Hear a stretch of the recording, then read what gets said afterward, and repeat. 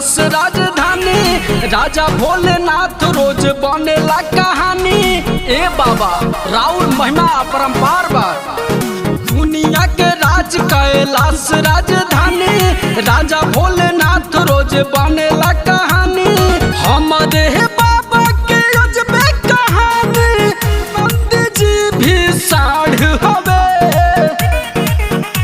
नहीं से 100 से ब्रह्मांड हवे, भोले बाबा के नमवे ब्रह्मांड हवे।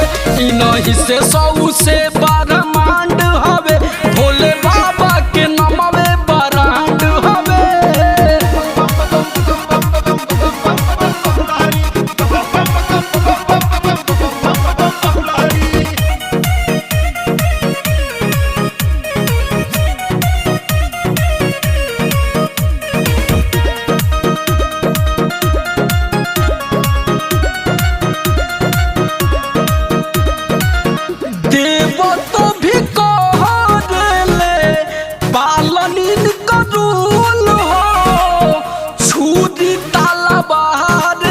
चाला मस्ती रसूल हो, गजब के बाबा हुए। देव तो भी कह देले पालन इनका रूल हो, छुरी ताला बाहर ना चाला मस्ती रसूल हो। भस्मासुर के भस्म कर दिहले बड़काई हो कांड हवे, नहीं से 100 से ब्रह्मांड हवे, भोले बाबा के नमवे ब्रह्मांड हवे। नहीं से 100 से ब्रह्मांड हवे, भोले बाबा के नमवे ब्रह्मांड हवे। जैसी जैसी बोल बम जैसी जैसी